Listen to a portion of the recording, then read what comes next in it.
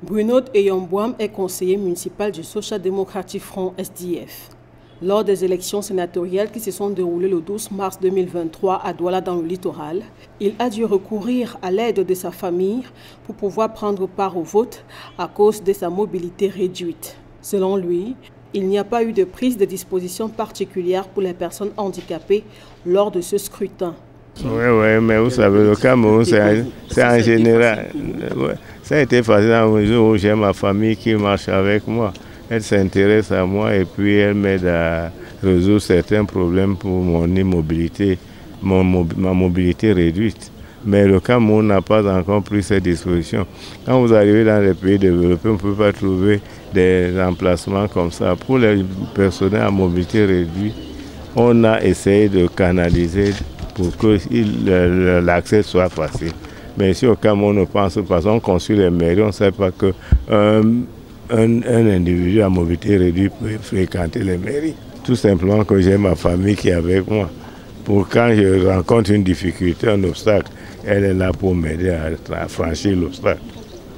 Un avis que ne partage pas Election Cameroun, qui affirme avoir tenu compte de l'approche handicap dans l'organisation des sénatoriales.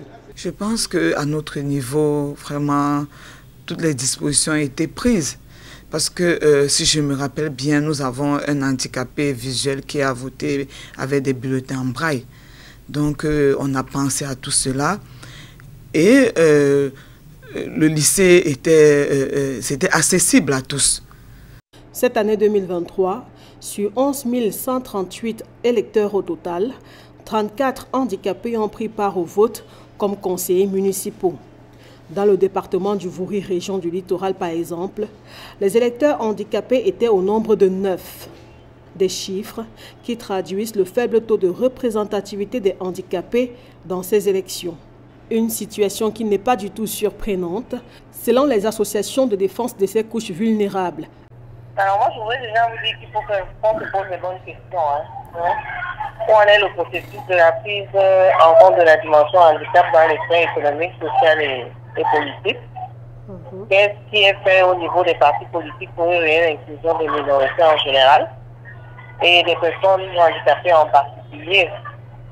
Et donc, toutes ces démarches, si elles sont entreprises, elles restent quand même embryonnaires. Alors, comment vous pouvez penser qu'il y a une quelconque représentativité des minorités, des personnes vivant avec le handicap? Donc, on note un désintérêt de cette couche de la population, de notre communauté, en fait, de la chose politique. Et je pense que c'est à juste titre. Parce que pour la plupart, les questions de survie, de réinsertion sociale et socio-professionnels, les problèmes d'accessibilité cherchent encore des réponses. Donc, je pense que les enjeux sont ailleurs. On doit commencer par la base.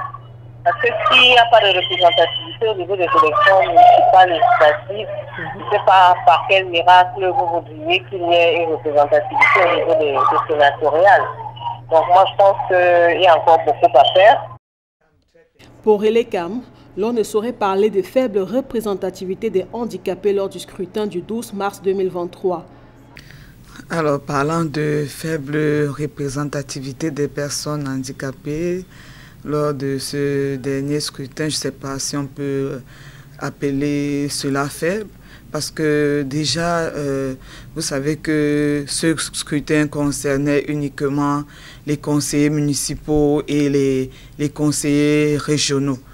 Donc, à notre niveau, dans le département du Vouri, nous avons reçu en général 9 personnes vivant d'un handicap, à savoir 7 handicapés moteurs et 2 handicapés visuels qui ont participé au scrutin de l'élection sénatoriale du 12 mars dernier.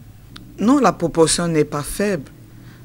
Parce que dans le département du Vouri, nous avons un seul électeur qui n'a pas voté.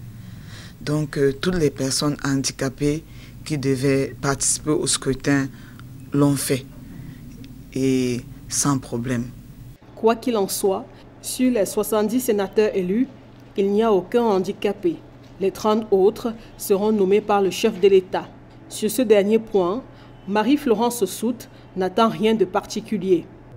on ne peut rien attendre parce que véritablement, je ne sais pas, il y a un gros travail qui est en train d'être fait. Et bon, maintenant, sur la dimension handicap, lors des transitions que le président de la République puisse choisir, bon, je regarde si je verrai, mais je n'ai aucune attente dans tous les cas. Au Cameroun, les personnes qui vivent avec un handicap représentent 15% des habitants, selon le Fonds des Nations Unies pour la population. Et l'absence des handicapés au Parlement est une violation des textes internationaux signés par le Cameroun. C'est notamment le cas du Pacte international relatif aux droits civils et politiques qui stipule dans son article 25 que tout citoyen a le droit et la possibilité, sans aucune des discriminations, de prendre part à la direction des affaires publiques, soit directement, soit par l'intermédiaire des représentants librement choisis. Il a également le droit de voter et d'être élu au cours d'élections périodiques, honnêtes, au suffrage universel et égal au scrutin secret, assurant l'expression libre de la volonté des électeurs. L'alinéa C de l'article 25 précise également que tout citoyen peut accéder dans des conditions générales d'égalité aux fonctions publiques de son pays.